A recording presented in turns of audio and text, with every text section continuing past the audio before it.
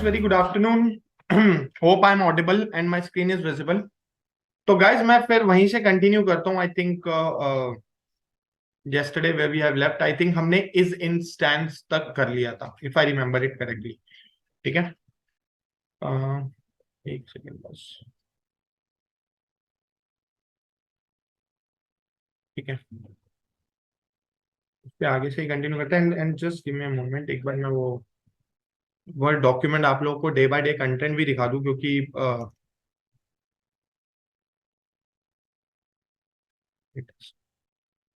क्योंकि I guess कल we were little bit slow, तो आई थिंक डे वन वाला content we were not able to complete it. तो आज थोड़ा सा little bit pace we have to take out. Reason being is कि मुझे आज 2 दिन का we have to take care of day 2 and 3. मेरा मतलब है कि ठीक है, how to execute program, right your variable, different data types हमने देख लिए थे.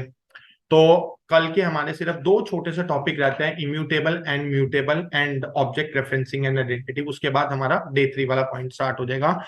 तो गाइज, ये जो डे वाइज कंटेंट है ना, ये इसीलिए बनाया है कि for that particular day only will going to cover that. अब जैसे डे 1 था, डे 1 में मैंने कोई प्रैक्टिकल डिस्कस नहीं किया. डे 1 में जो भी, हाँ बोलो, हाँ, एंड सॉफ्टवेयर इंस्टॉलेशन, राइट. तो भाई सेम वे डे 2 में था कि पाइथन प्रोग्राम्स कैसे लिखते हैं. ऑल सिर्फ हमारे कोई, it's okay, that is fine, कोई इशू नहीं है, क्योंकि आज हम 2 और 3 कवर कर लेंगे. रीजन बीइंग इज कि कल फर्स्ट प्रोग्रामिंग क्लास थी, तो इसलिए मैं जानबूझ के खुद ही स्लो पेस पे चल रहा था कि आप लोगों को बेसिक्स क्लियर हो जाए. ठीक है, तो आई कंटिन्यू अभी इम्यूटेबल एंड म्यूटेबल. गाइस, कल याद है एक छोटी सी ब्रैकेट वाली कुछ बात करी थी? किसी को याद है मैंने क्या बोला था? जो कल ब्रैकेट आए थे उससे रिलेटेड कुछ बात बोली थी मैंने. वो क्या बोली थी, किसको याद है? 3 types of brackets, sir. हाँ, क्या बताया था? अगर आप बता सकते हो तो that's well and good. Sir, those data represent different data types like for string, example, like list, dictionary, नहीं tuples. शायद या श्योर. Sure, sure, sure. तो लिस्ट का जो ब्रैकेट है वो कौन सा ब्रैकेट है? Square brackets, sir. That's correct. उसके बाद curly bracket For dictionary and for In sets. tuples. Dictionary for sets curly bracket and for tuple parenthesis. Right. That's correct. Who is this? Dheeraj, sir. That's great, perfect. तो let just move to the same topic. अभी guys आप लोगों ने सुना जो bracket की बात थी कि कौन सा ब्रैकेट किस डेटा टाइप को रिप्रेजेंट करता है. अभी मैं आप लोगों को सिर्फ एक छोटा सा ओवरव्यू दूंगा, और वो मैं आई थिंक कल दे भी चुका हूं कि पाइथन में कितने तरीके के डेटा टाइप्स होते हैं, लेकिन उसकी फर्दर कैटेगरी क्या है that I am going to tell you. Guys, overall अगर मैं ओवरऑल बात करूं, जो अभी हम कोड पाइथन में, अभी मैं कोड पाइथन की बात करूं, जो हम डेटा टाइप्स यूज करेंगे उसमें आपके सामने स्क्रीन पे है number, string, tuple, set, list, dictionary. Number, strings, complex और बुलियन, वो मैं आप लोगों को कल दिखा चुका हूं. अगर मैं अभी सिर्फ बात करूं ब्रैकेट पॉइंट ऑफ व्यू से, तो यस, ट्यूपल के हमारे होते हैं राउंड ब्रैकेट, पैरेंथेसिस, सेट्स और dictionary curly bracket and list square bracket. लेकिन ये जो टोटल नक्शल 6 आपके डेटा टाइप्स है ना, ये फर्दर 2 कैटेगरीज में डिवाइड है. One is called immutable and another is called mutable. मैं एक चीज और बता रहा हूं, and to be honest I will not repeat it again. अगर मैं कोई बोलूंगा ना कि ये इंटरव्यू क्वेश्चन है, तो it is your responsibility to write it down. मैं दोबारा नहीं बोलूंगा. और ये एक इंटरव्यू क्वेश्चन है. अगर आप बेसिक इंटरमीडिएट में भी जाएंगे तो आपसे कई बार क्वेश्चन पूछते हैं what is the difference between immutable and mutable. अब मैं एक्सप्लेन करता हूं वो डिफरेंस क्या है. जब आप कोई पर्टिकुलर ऑब्जेक्ट क्रिएट करते हो, लाइक वी डिड येस्टरडे, आपने एक ऑब्जेक्ट बनाया. ऑब्जेक्ट की जो आप वैल्यू देते हो, जिसको हम कल डिस्कस कर रहे थे, the class this object belongs to, right. अब उसमें 2 सिनेरियो आते हैं. पाइथन में क्या होता है, when you create any object, और अगर आपको उसमें कुछ अमेंडमेंट्स करनी है, हम समझते हैं जैसे सीक्वल में ऑल्टर बोलते हो, ऑल्टरेशन, वैल्यू में चेंजेस. अगर तुम्हें उसमें कुछ ऑल्टरेशन करनी है तो वो डिपेंड करता है कि डेटा टाइप क्या है. आप डायरेक्ट हर एक डेटा टाइप में ऑल्टरेशन नहीं कर सकते, सबसे पहली चीज. तो अब हमें यहाँ पे ये समझना है कि जब आप किसी ऑब्जेक्ट को डिफाइन कर देते हो, तो विच आर दोस टाइप्स जिसमें आप ऑल्टरेशन कर सकते हो. एल्स ओवरराइडिंग तो है ही. अगर a is equal to Ankit है, a is equal to Amit करके रन कर दूंगा तो वो अंकित की जगह अमित हो जाएगा, क्योंकि overriding is there, but alteration is something different. Alteration मतलब होता है उसी ऑब्जेक्ट में चेंजेस करना. इम्यूटेबल की डेफिनेशन होती है, और क्लियर कट सिंपल लैंग्वेज में लिखी है, the value can not be change और ऑल्टर वंस डिफाइंड. अगर आपने किसी ऑब्जेक्ट को एक बार डिफाइन कर दिया और अगर उस ऑब्जेक्ट की क्लास नंबर है, स्ट्रिंग है, ट्यूपल है और सेट है, आप उसमें कोई ऑल्टरेशन नहीं कर सकते except overriding. Once again I will repeat it. Mutable is opposite list and dictionary. If you define it, yes, you can alter and modify that and obviously override as well. तो अब आपके ऊपर depend करता है, दोनों में से किसी एक को याद रख लो. तुम्हें छोटे वाला याद रखना है वो याद रख लो, ये इम्यूटेबल याद रखना है वो रख लो, दूसरे वाला तो ऑपोजिट ही होगा ना. तो एनएसटी बोलते हैं ज्यादातर, number string tuple. These are your immutable. Make sure if I ask next time at least you guys remember. और मैं इसका एग्जांपल भी दिखाऊंगा जिसकी मैं बात कर रहा हूं कि इम्यूटेबल म्यूटेबल मैं क्यों बोल रहा हूं. अभी सिर्फ एक ओवरव्यू दे रहा हूं. सॉर्टेड है? Make sense guys? ठीक है.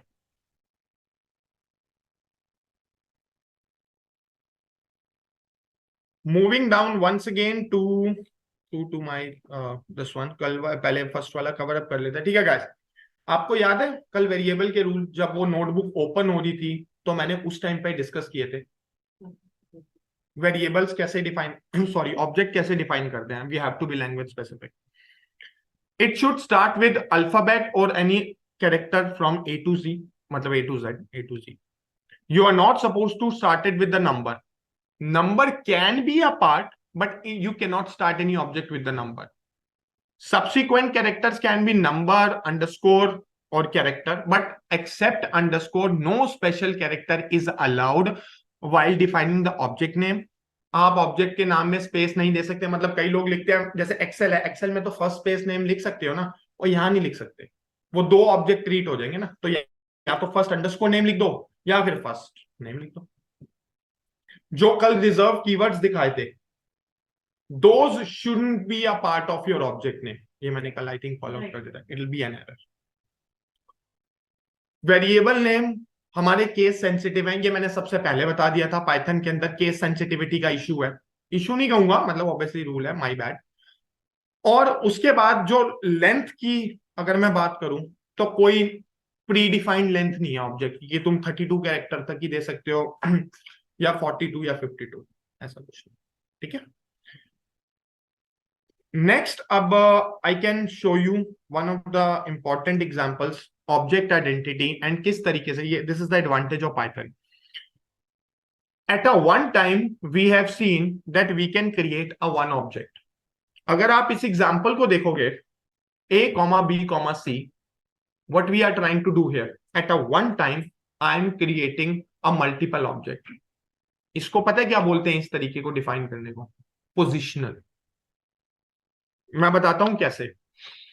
अच्छा, एक छोटा सा क्वेश्चन पूछता हूं सबसे. इंडेक्सिंग समझते हैं हम? Indexing, index, yes. सॉफ्टवेयर में इंडेक्स कहां से शुरू होता है? किस पोजीशन से? 0 से.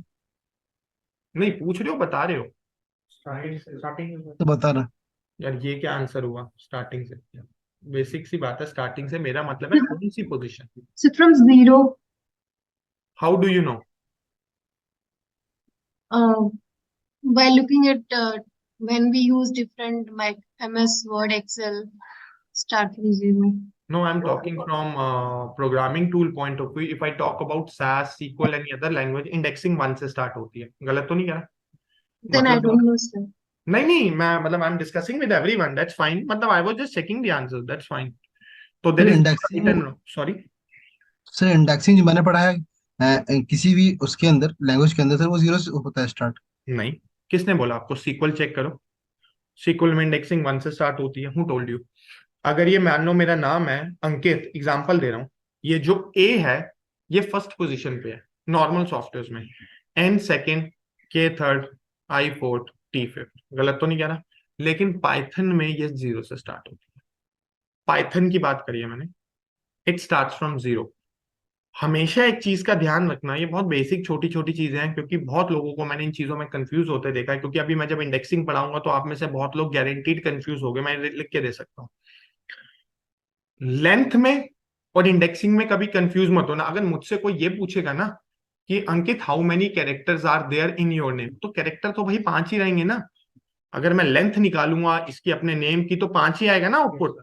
लेकिन अगर मेरे से कोई ये पूछेगा कि अंकित स्टार्टिंग इंडेक्स और एंडिंग इंडेक्स पाइथन में क्या है, तो मैं कहूंगा 0 से स्टार्ट है और 4 पे एंड है। इसका मतलब ये तो नहीं है ना कि उसकी लेंथ चेंज हो गई। Make sense? ठीक है। तो बेसिकली यहाँ पे ए कॉमा बी कॉमा सी का मतलब है, आप ध्यान से सुनना मेरी बात, जो ए है ना वो तुम्हारा 0th पोजीशन का वेरिएबल है, बी तुम्हारा फर्स्ट पोजीशन पे है और सी तुम्हारा सेकंड पोजीशन पे है। तो उसी तरीके से जो तुमने बीच में कॉमा दिया है जो सेपरेटर है, it says that you are trying to define 3 separate object. तो ए की वैल्यू पोजीशन के अकॉर्डिंगली 1 होगी, बी की वैल्यू पोजीशन के अकॉर्डिंग 2 होगी एंड ऑब्जेक्ट सी की वैल्यू पोजीशन के अकॉर्डिंग अंकित होगी। तभी तो मैंने कहा ना पोजिशनल, लेफ्ट टू राइट। तो यहां पे अगर आप चेक करोगे अपना output, print abc and print type of a, type of b, type of c, just like that, it is output. Question है? हाँ जी बोलो सौरभ। सर एबीसी की वैल्यू तो है, जो हमने कॉमर्स लगाए हैं इनकी भी पोजीशनिंग होती है भाई इंडेक्सिंग कॉमा के स्टैंड पॉइंट डेलीमीटर, पे? देखो मैं एक छोटा सा एग्जांपल देता हूं आपको। Hope you are aware with the word delimiter. पढ़ा है सबने? Delimiter yes sir. क्या यस सर। होता है? डेलीमीटर क्या होता है? नहीं सर। सर ये मतलब जैसे कि कोई ऐसी चीज जो कि किसी भी लाइन को वो करे, किसी गलत पार्ट आंसर। में बांट दे, लाइन को कैसे बांटे? या फिर किसी वर्ड सिंपल को। आंसर अगर मैं दूं कि नहीं, दो वैल्यूज को सेपरेट करें, सिंपल आंसर, राइट? ओके। आपका फर्स्ट नेम और लास्ट नेम है, मैं एक छोटा सा क्वेश्चन पूछता हूँ आपसे, आप अपना फर्स्ट और लास्ट नेम एक साथ लिखते हो या एक सिंगल स्पेस देते हो? Single space space. क्यों देते हो? टू डिफाइन सेपरेट दैट करने दिस में। Is the first name and this is surname. Exactly, got the point. तो यही आंसर है आपके क्वेश्चन का, कि अगर मैं यहाँ पे मल्टीपल ऑब्जेक्ट्स जब हमें डिफाइन करना है, तो ये जो कॉमा दिए ना आपने, तो कॉमा आपका सेपरेटर का काम कर रहा है। वो ये कहना चाह रहा है कि कॉमा से पहले वाला ऑब्जेक्ट है, कॉमा के बाद वाला भी है। कॉमा की पोजिशनिंग नहीं होती, ऑब्जेक्ट की पोजिशनिंग होती है। ठीक है sir, thank make you. Sense? Thank you. Okay, moving on to next example. इसका आंसर कौन देगा मुझे? मेरा सिंपल क्वेश्चन है, मैं पहले क्वेश्चन बता देता हूं। Will this work? If yes तो क्या आउटपुट आएगा, इफ नो तो क्या? हाँ जी बोलो मैम। अगर सर इस 0 से स्टार्टिंग होता है तो इसका अगर नल है तो फिर लास्ट में नल आना चाहिए, अदरवाइज एरर आएगा। अब इस केस में क्या आएगा, क्योंकि इस केस में आपको क्या वैल्यू लगता है, नहीं। तो फिर क्या होना चाहिए?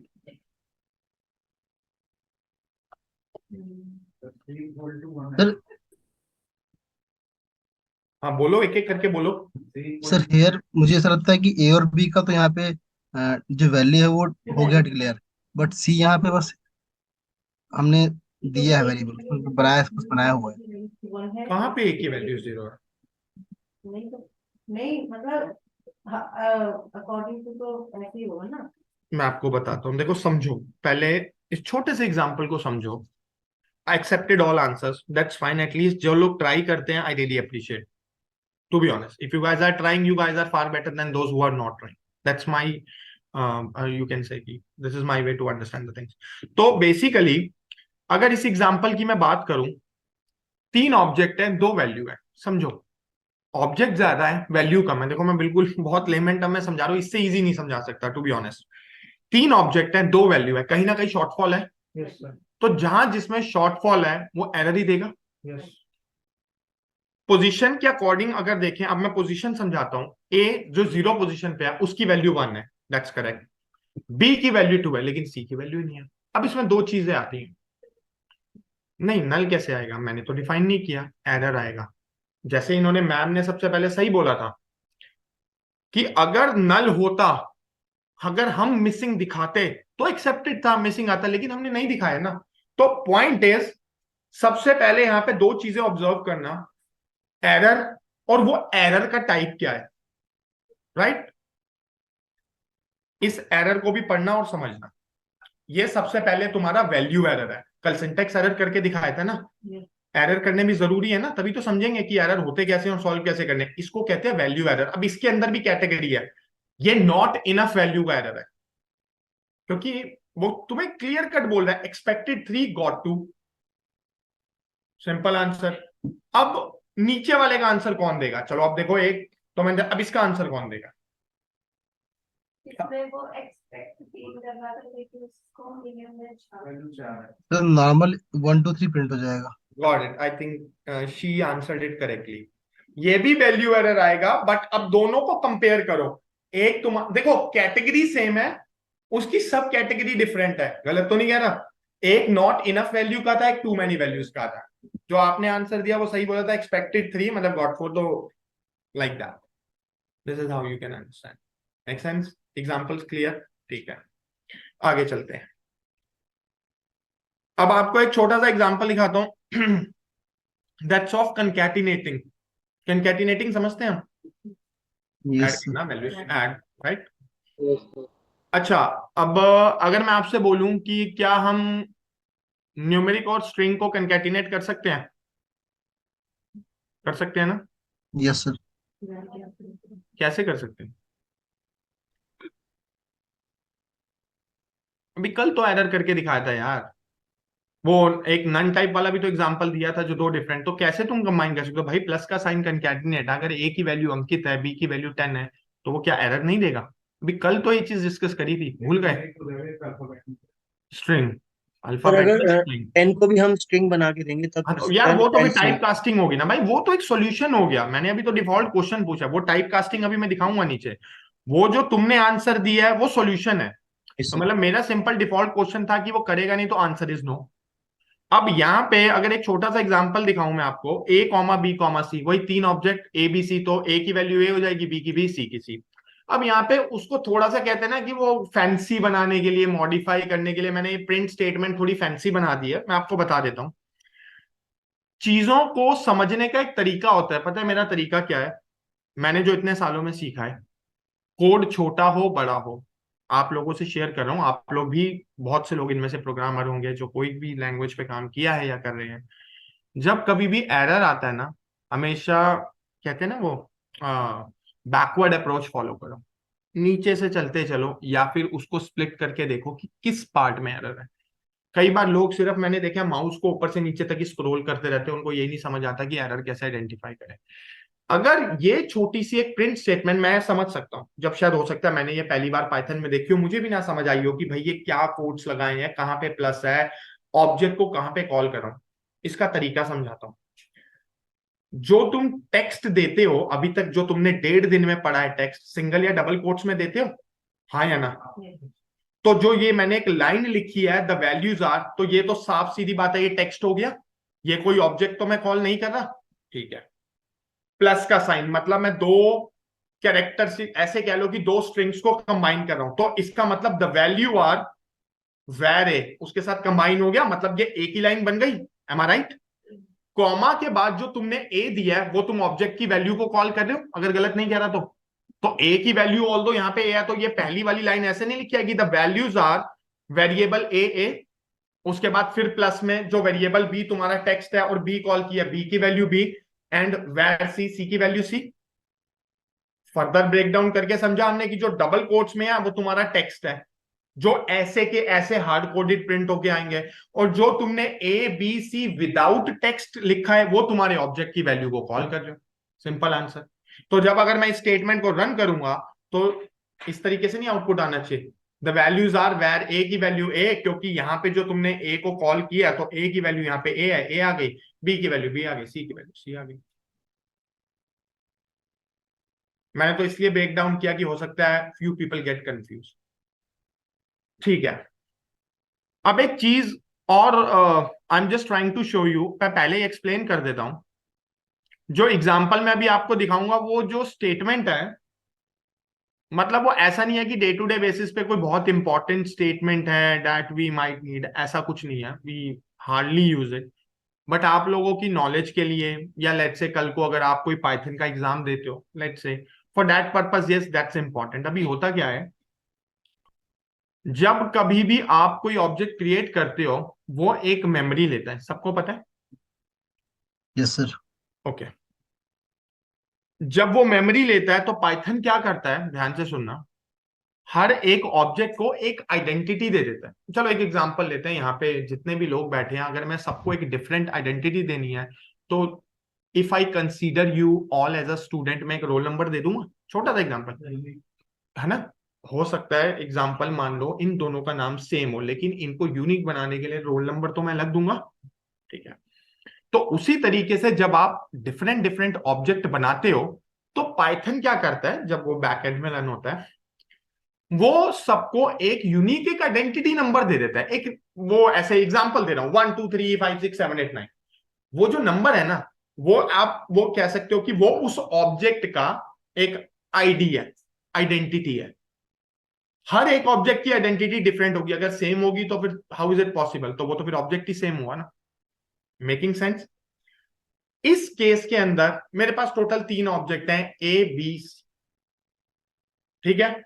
अब मैं कैसे आइडेंटिफाई करूंगा कि इन तीनों की आईडी क्या है? हम जैसे कल आप लोगों को मैंने टाइप बताया था, फंक्शन पढ़ा था ना, टाइप फंक्शन, कि अगर आपको किसी की क्लास चेक करनी है, तो ऐसे ही अगर आपको किसी की आइडेंटिटी चेक करनी है, तो मेरे पास यहाँ पे आईडी स्टेटमेंट है। अगर आप लाइन उसके नेक्स्ट क्वेरी में देखोगे, यहाँ पे print ID of A, ID of B, ID of C. इसका क्या मतलब है? इसका ये मतलब है I just want to check the identity number of all the 3 objects I have just executed. तो when I will run this, अब ये देखो तीनों के मतलब ये आपसे कोई पूछेगा नहीं, बट मैं आपकी नॉलेज के लिए बता रहा हूं कि कल को अगर आपके सामने ऐसा कोई सिनेरियो आए कि ये क्या आउटपुट है, आप सोचोगे पता नहीं भाई ये कौन सी कैलकुलेशन है इतनी लंबी। है कैलकुलेशन नहीं है, ये उसका एक आइडेंटिटी नंबर है।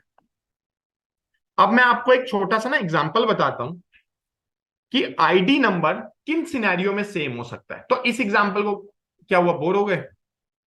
नहीं, go and just wash your face. No, if you are feeling sleepy, to be honest, go and wash your face. Seriously बोल रहा हूँ, go and wash your face, कोई दिक्कत नहीं है। Excuse me, sir. हाँ जी बोलो। Sir, as we use the ampersand in other language, can't we use this?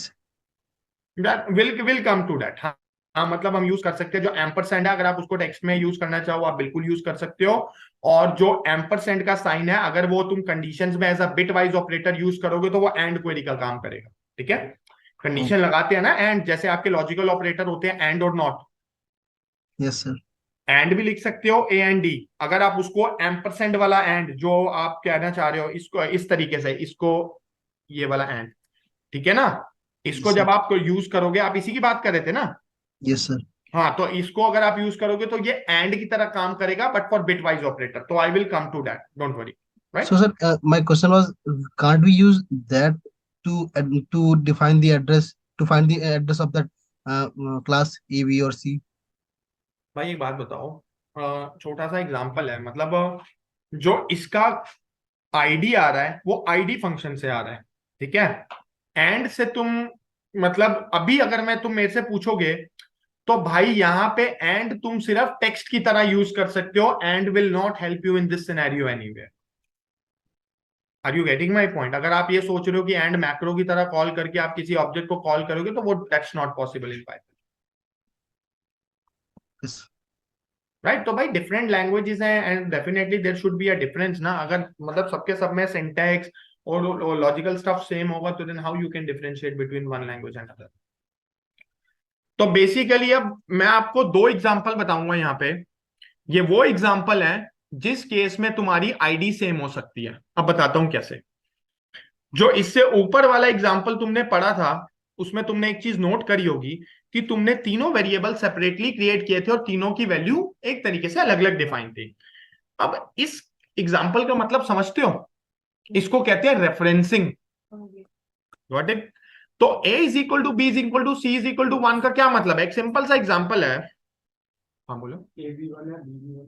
हाँ। लेकिन समझो कैसे है। c की वैल्यू अगर 1 है और तुमने b इज इक्वल टू सी लिखा है, तो b ने c से रेफरेंस लिया, और अगर a is equal to b है तो b ने a से रेफरेंस लिया, और सॉरी a ने b से रेफरेंस लिया। यहां पे रेफरेंसिंग शेयर हो रही है। तो गाइस हमेशा याद रखना, जिस किसी सिनेरियो में रेफरेंसिंग दिखेगी ना, उस केस के अंदर तीनों के तीनों जो ऑब्जेक्ट है उनकी आइडेंटिटी सेम होगी। Simple answer. यहां पे रेफरेंसिंग है तो I can run this, obviously no doubt about it, तीनों का जो आउटपुट आएगा वो 1 ही आएगा, क्योंकि कोई और वैल्यू है ही नहीं। और जब वो रेफरेंसिंग कर रहे हैं 1 1 1, अब मैं आईडी भी रन करके दिखा देता हूं।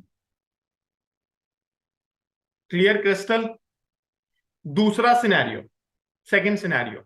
अच्छा, ये भी मैं एक छोटा सा एग्जांपल और दिखा देता हूं। मतलब ये छोटी छोटी चीजें पता है क्या है, ये तुम्हारी ऑब्जर्वेशन के लिए मैं बताता हूँ, ये मैं क्यों दिखा रहा हूँ। हाँ बोलो।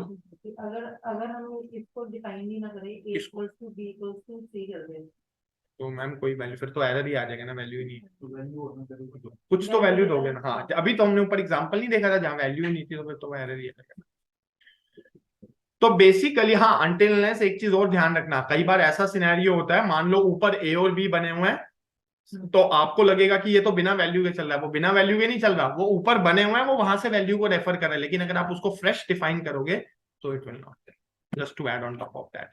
तो गैस ये चीजें मैं आपको इसलिए बता रहा हूँ, छोटी छोटी चीजें, जैसे अभी आगे चल के आप बहुत सी चीजें देखोगे, फंक्शन देखोगे, ऊप्स देखोगे, और भी कई चीजें आएंगी, उनमें कई बार नीचे कंसोल में इंफॉर्मेशन आती है, तो समटाइम्स पीपल गेट कंफ्यूज कि यार ये क्या इंफॉर्मेशन आ गई, तो मैं बता देता हूँ।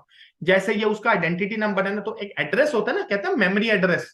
अगर तुम्हें कभी किसी ऑब्जेक्ट का मेमोरी एड्रेस चेक करना है, तो एक हेक्सा और लगा देना, हेक्सा, समझते हैं ना, हेक्सा डेसिमल, हेक्सा वैल्यू, वो लगा देना। तो ये मैंने लिखा भी हुआ है, मेमोरी एड्रेस और वेरिएबल, तो ये ऐसे ये उसका एक एड्रेस, सिंपल, कि मतलब it exist, just for your knowledge I am sharing.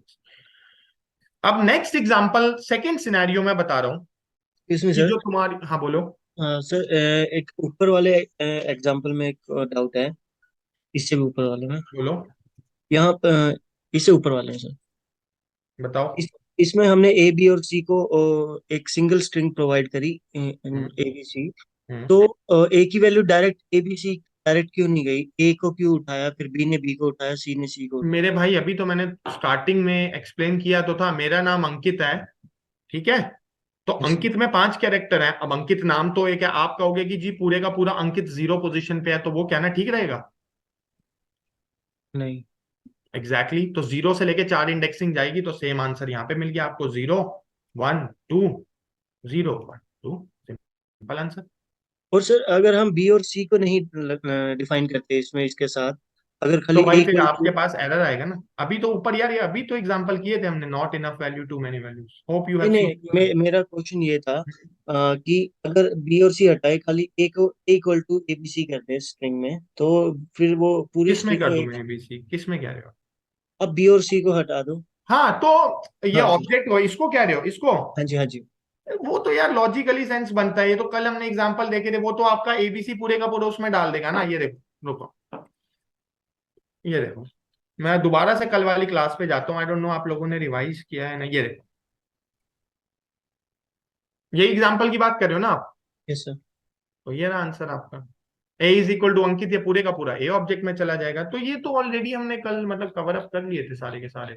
तो ये जो आप 3 ऑब्जेक्ट दे रहे हो यहाँ पे ए बी सी, वो तो पोजीशंस के अकॉर्डिंग डेटा को रीड करेगा। I think this is okay, what you been doing since, right? Okay sir, तो थैंक यू। ठीक है। तो अभी मैं किस पे था? हाँ, सेकंड एग्जांपल। तो गाइस सेकंड सिनेरियो बता रहा हूं, जिसमें आईडी, दो ही सिनेरियो हो सकते हैं जिसमें आईडी सेम हो। एक तो रेफरेंसिंग, जो मैंने अभी बता दिया, दूसरा ये क्लियर आपके सामने आंसर लिखा हुआ है, ध्यान से देखना। अगर किसी ऑब्जेक्ट की वैल्यू -5 से लेके 255 तक हो, अभी आप कहोगे कि यार 256 क्यों नहीं बोल रहे, कोई मुझे बता सकता है मैं क्यों नहीं बोला? लिमिटेशन होती है कुछ, कंडीशन हम लगाते हैं। नहीं, मैंने ये आंसर थोड़ी देर पहले दिया था, थोड़ा सा सोचो। मैं इसको 256 क्यों नहीं बोल रहा जबकि लिखा 256 है? फिर वो इंक्लूड होगा। कौन? अभी आपने 0 1 0 1 राइट बोला ना, एंडिंग पॉइंट हमेशा एक्सक्लूसिव होता है। तो अगर पाइथन में, याद रखना, तुम 1 to 10 बोलोगे ना, तो वो 1 to 9 है पाइथन के लिए, एंडिंग पॉइंट एक्सक्लूसिव होता है। सॉरी, तो -5 से लेके अगर 255 तक की कोई भी वैल्यू, कोई भी वैल्यू, जैसे ये एग्जांपल देखो, अब ये 300 है, तुम्हारे को यहाँ पे ये एग्जांपल एक और क्लियर हो जाएगा, और इसमें 255 है। तो जब मैं n और m की आईडी निकालूंगा तो वो डिफरेंट आएगी, वैल्यू सेम होने से फर्क नहीं पड़ता। अभी आप ये सोचोगे कि यार फिर ऑब्जेक्ट तो अलग अलग है ना दोनों, और मैं तो कोई रेफरेंसिंग भी नहीं ले रहा एन और एम में। अगर मैं n is equal to M लिखता तो भी आईडी सेम होती, समझ आता।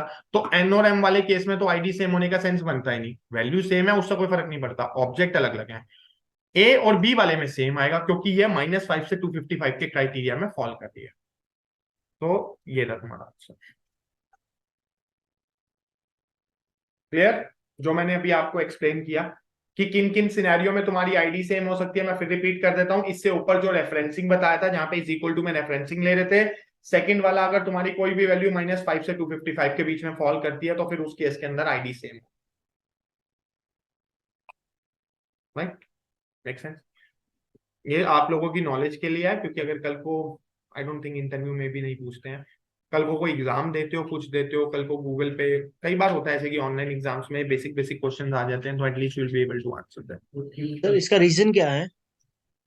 भाई इसका रीजन क्या है? इसका रीजन तो to be honest Python can only tell us, नहीं ऑनेस्ट आंसर सीरियसली, इसका कोई रीजन नहीं है। उन्होंने I think that's the by default logic they have built in, तो सॉरी।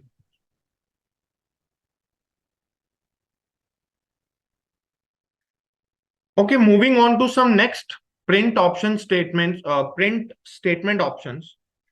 आप लोगों को याद होगा कल मैंने ऐसे प्रिंट पे क्लिक करके शिफ्ट टैब करके आपको बोला था कि आप इसकी डॉक स्ट्रिंग चेक कर सकते हो, और यहाँ पे प्रिंट के कुछ ऑप्शंस भी दिए हैं, सेपरेटर एंड फाइल फ्लश। तो मैं आपको दिखा देता हूँ यहाँ पे कुछ ऑप्शंस की, अगर आपको कल को यूज करने हैं ऑप्शंस तो आप कैसे यूज करते हो। अब देखो इस छोटे से एग्जांपल में एक डिफरेंस समझना। सबसे पहले वाली प्रिंट स्टेटमेंट में मैं क्या कर रहा हूँ? कंकैटिनेट, एम आई राइट? और दूसरी वाली ए कॉमा बी का क्या मतलब है यहाँ पे? अरे कैसी बात कर रहे हो यार,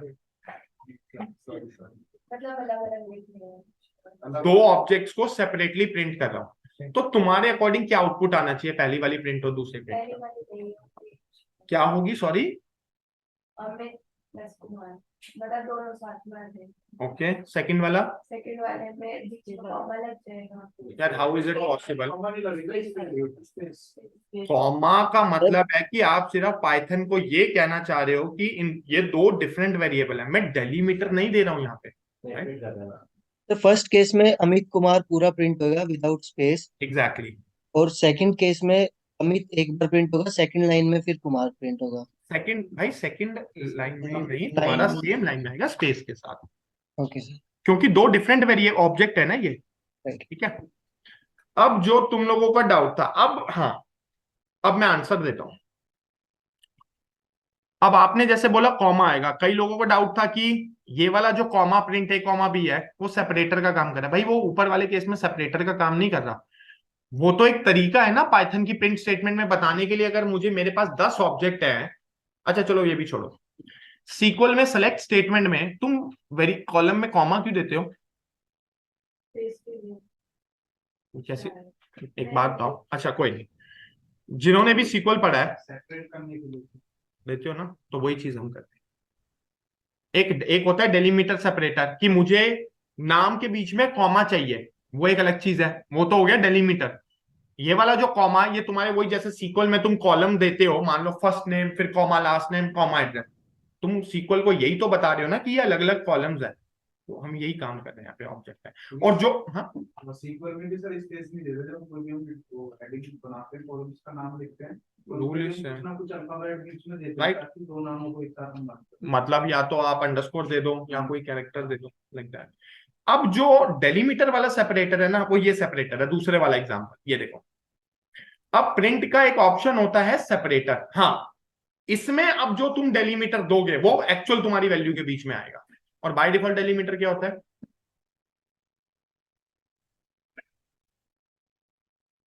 हाँ हाँ, सही आंसर है, बाय डिफॉल्ट डेलीमीटर स्पेस होता है, एग्जैक्टली दैट्स करेक्ट। और कई बार आपको पता है क्या होता है, ये सामने वाले के जज कर, क्योंकि मैं अपने इनिशियल करियर का एक एक्सपीरियंस शेयर कर सकता हूं, and this is how I learn. सामने वाले के जज करने के तरीके पे होता है कि वो कैसे जज कर रहा है। अभी क्या होता है, सैस में भी कई ऐसे फंक्शंस हैं, पाइथन और ये तो अभी आए, पहले तो सैस ही चलता था मार्केट में। सैस के भी कुछ ऐसे फंक्शंस थे जिसमें सेपरेटर देके हम डेटा को डेलिमिटेड बना सकते हैं, और बाय डिफॉल्ट डेलिमिटर स्पेस था। अब इंटरव्यूअर ने मेरे को एक क्वेरी दी, मैंने सॉल्व कर दी, वो आंसर करेक्ट था, लेकिन मैंने एक छोटी सी, अब आप उसको मिस्टेक कह लो या कह लो कि मैंने ऐसा एज्यूम किया कि वो सामने वाला समझ जाएगा, तो मैंने उसका थर्ड आर्ग्यूमेंट जो कि स्पेस बाय डिफॉल्ट होता है, वो मैंने डेलीमीटर नहीं दिया। अब वो क्यों नहीं दिया, उसका रीजन ये था कि मेरे माइंड में ये एजम्पशन थी कि बाय डिफॉल्ट डेलीमीटर तो स्पेस ही होता है, तो वो देने की क्यों जरूरत, तो एक्चुअल में देने की जरूरत नहीं होती, वो रीड कर लेता है। लेकिन जो इंटरव्यूअर था उसके माइंड में ये एजम्पशन थी कि इसने हाफ कोड लिखा है। बात समझ आ रही है मैं कहना क्या चाह रहा हूं? तो अगर कहीं पे कोई सिंटेक्स दिया है तो लर्निंग इसकी ये निकलती है, आप if you are in interview, तो मेरा सजेशन ये है कि डोंट एज्यूम कि सामने वाला भी वही सोच रहा है जो आप सोच रहे हो। अगर उसके 3 पैरामीटर्स है ना, 3 आर्ग्यूमेंट्स हैं, तो वो तीनों की तीनों मेंशन करो, भले ही वो डिफॉल्ट हो या ना हो। अब जैसे एग्जांपल दे रहा हूं मैं आपको, ये वाला जैसे सेपरेटर है, अगर यहाँ पे एक मैं जैसे आपको एक एग्जांपल दूं, ये वाला control C,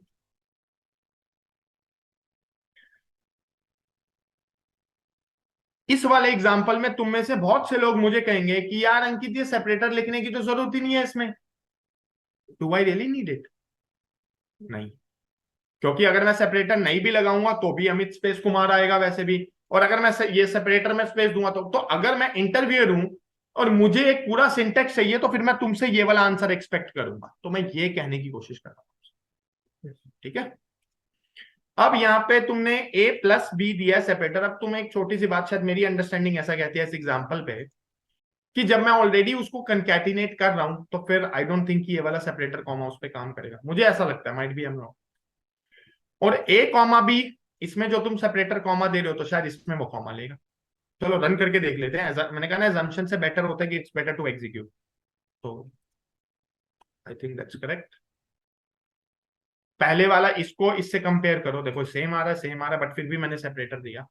complete sentence concatenate कर रहे थे, तो जब तुम कंकैटिनेट करे तो फिर सेपरेटर देने की जरूरत ही नहीं है ना, या तो कंकैटिनेट मत करो।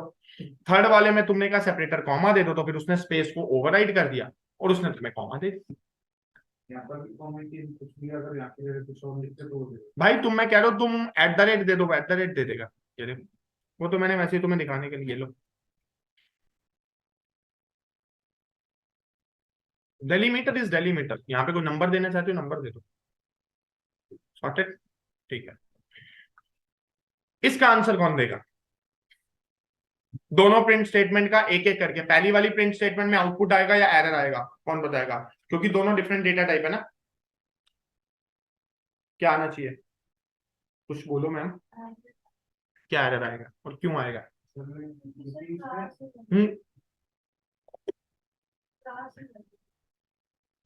ऑलराइट, ठीक है, ओके, आंसर एक्सेप्टेड। हाँ बोलो आप।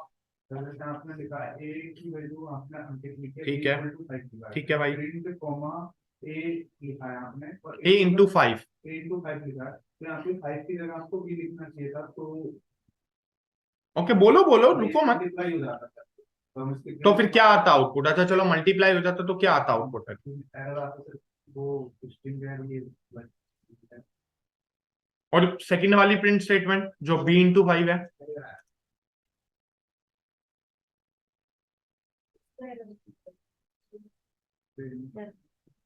लेकिन 5 नंबर पहले आ रहा है ना, तो बी भी तो इज इक्वल टू अगर इसमें इसका समान करेंगे तो b को 5 करेगा तो 25 हो जाएगा। अभी 10 किसने बोला था?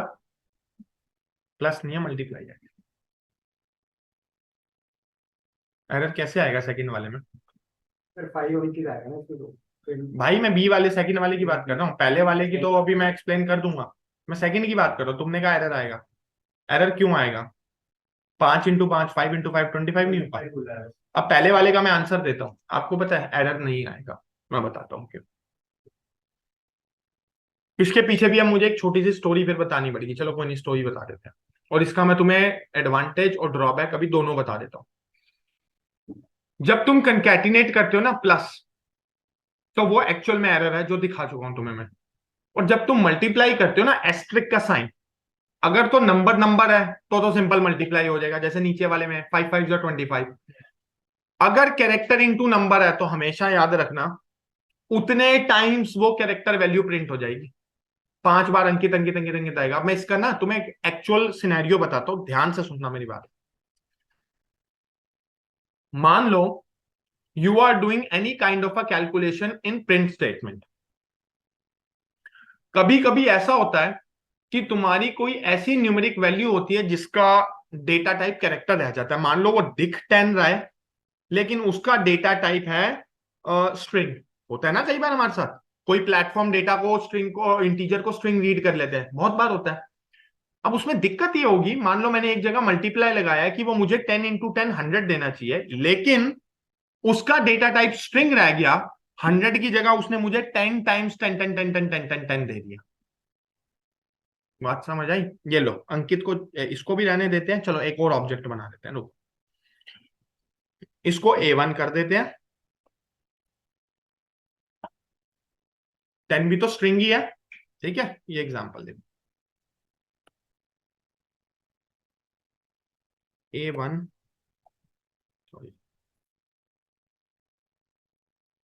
ठीक है, अब रन कर रहा हूं इसको, चेक करो अपना आउटपुट। ये जो आपने बोला कि 5 बार पेंटिंग कर तो हमेशा याद रखना, ये दिक्कत तुम्हें वहां आ सकती है जहां पे तुमने कोई फंक्शन या कोई भी कैलकुलेशन लगाई हो और गलती से उसका डेटा टाइप स्ट्रिंग रह गया हो, तो वो मल्टीप्लाई करने की बजाय तुम्हें उतनी बार वो उतना स्ट्रिंग रिटर्न कर देगा, ठीक और है। अगर हम इसे स्ट्रिंग अब इसका सॉल्यूशन बता देता हूं मैं आपको नेक्स्ट लाइन में।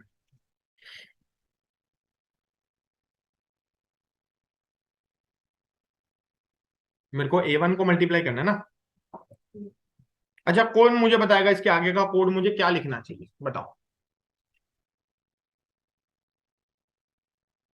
ओ सॉरी, चलो मैं इसको सर हमने कल टाइप कन्वर्जन किया था, तो टाइप अब बताओ क्या लिखना चाहिए मुझे, क्या लिखना चाहिए, थोड़ा सोचो यार, कभी कभी कहते हैं थोड़ा। टाइप टाइप ऑफ A1 अरे चाहिए मेरे सर। भाई, टाइप मुझे चेक थोड़ी करना है यार, मुझे तो मल्टीप्लाई करना है।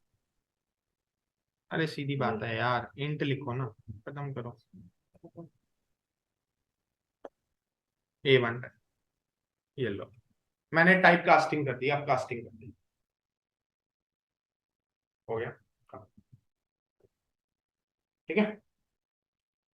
उम्मीद करते हैं आप लोगों को अच्छे लगे होंगे एग्जांपल्स, कुछ समझ आया होगा। तो सर सेम इसमें A1 मल्टीप्लाई को 5 इंटू कन्वर्ट करेंगे तो भी दिया क्या जाएगा। A1 मैं समझा नहीं बात। जैसे आपने इसमें प्रिंट हाँ, इंट ऑफ A1 इंटू, भाई बात तो सेम है, उसको पहले लिख लो बाद में लिख लो, उससे कोई फर्क नहीं पड़ता। 5 को इंट में कन्वर्ट करते हैं। ओके भाई 5 तो पहले ही इंट है। करना पड़ेगा कि बताना पड़ेगा कि डेटा टाइप तब वो वैल्यू देगा। इसका आंसर कौन देगा, ये दोनों ऑब्जेक्ट सेम है या अलग है? अलग। Because of case sensitive. अब एक एक करके, ठीक है, एक एक करके, पहला वाला वैलिड है या नहीं है? वैलिड। वैलिड है सर। अच्छा, ठीक है। सेकंड वाला? ये भी वैलिड है। थर्ड वाला? वैलिड। वैलिड है एक सर। मिनट एक मिनट एक मिनट, थर्ड वाला? वैलिड है सर। वैलिड। लेकिन अभी यहां से सबने बोला इनवैलिड है। So we can use underscore before exactly, we can, any. अभी मैंने अभी भी तो बोला था, we can start object name with either underscore और ईदर अल्फाबेट, तो वैलिड हुआ ना भाई। फोर्थ वाला? Invalid. क्योंकि नंबर से शुरू हो रहा है। Fifth Yes. वाला? Valid. क्योंकि नंबर तो दे सकते हैं ना बाद में। सिक्स्थ वाला? Valid. किसने बोला वैलिड? अरे भाई, Yes. एट द रेट का साइन कैसे वैलिड हो सकता है, वो स्पेशल कैरेक्टर है। The underscore 1 है। ओ सॉरी, माय बैड, अपॉलॉजीज, 1 2 3 4, हाँ सॉरी यार, माय बैड, ठीक है। सेवंथ? वो तो मैंने ही दे दिया आंसर। एट्थ और नाइन्थ सर कैसे डेफ वैलिड एक भाई? एक नहीं, इनवैलिड है सर लास्ट वाले दोनों, क्योंकि दोनों। ये कलर फाइंड पहचानो, कीवर्ड्स है। रिजर्व कीवर्ड्स हैं, डेफ और फॉर। ऑब्जर्वेशन कहते हैं ना, ऑब्जर्वेशन, ऑब्जर्व सर करो चीज। फोर्थ केस में इनवैलिड होगा ना? कौन सा वाला भाई? Fourth case. हाँ, फोर्थ इनवैलिड है ना, you can not start with the number, वो इनवैलिड है। सर अंडरस्कोर वाला वो वैलिड एक है एक क्या? करके, एक एक करके, एक एक करके, सर अंडरस्कोर ए वो वैलिड है मैम, वो वैलिड है। वैलिड। हाँ जी और सर अंडरस्कोर के बाद हम कोई भी वैल्यू दे सकते हैं, चाहे वो न्यूमेरिक हो या मैम, कुछ भी आप अंडरस्कोर के बाद डबल वन भी दे सकते हो, बस नंबर से स्टार्ट नहीं करना, ओके सर। ठीक है। इसका आंसर कौन देगा? मैं उम्मीद करता हूं कि कुछ करेक्ट आंसर आएगा। बताओ सर, सबसे आगे बैठे हो, आंसर दो इसका ही, इस वाले का जिसमें मेरा कर्सर है, क्या आउटपुट आएगा, सोच के देना, टेक योर टाइम। 1। किसने दिया आंसर ये? Yes sir. आपका नाम? पुरुषोत्तम। अरे वाह,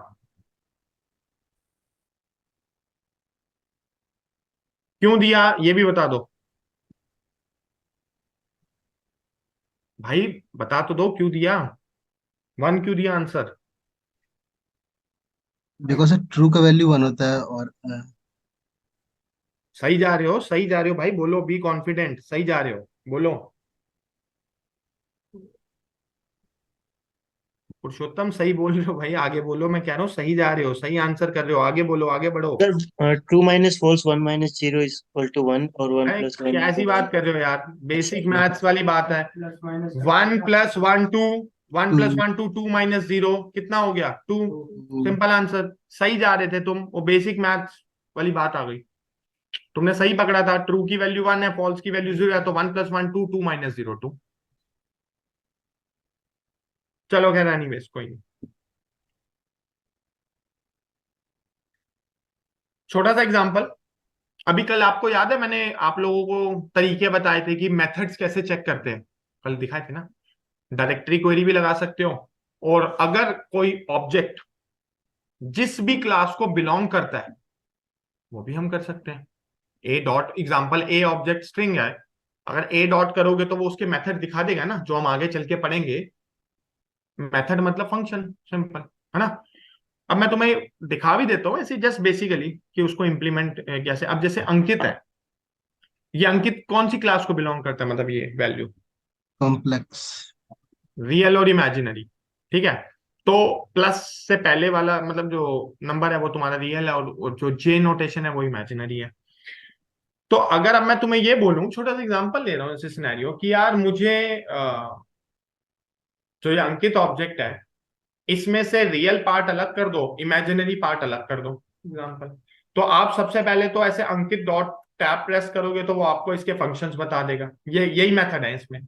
तो आपको अगर यूज करना है तो जैसे अंकित डॉट इमेज लिखूंगा फंक्शन, तो वो उसका जो इमेजिनरी पार्ट है वो आ गया, रियल निकालोगे तो उसका रियल पार्ट आ गया, सिंपल आंसर। ऐसे तो यूज करते हैं ना मेथड्स। अगर तुम्हें किसी स्ट्रिंग में से मतलब मान लो कुछ भी फंक्शन लगाना है, तो उस स्ट्रिंग का फंक्शन लगा के आर्ग्यूमेंट दोगे तो वो रिटर्न कर देगा ना उसको। तो मैंने कॉम्प्लेक्स पे लगा लिया। अभी आगे चल के हमने मेथड्स डेप्थ में पढ़ने हैं, तो इतना सोचने की जरूरत नहीं, वो तो मैंने जस्ट तुम लोग की नॉलेज के लिए बताया था। ठीक है गाइस, अब चलते हैं।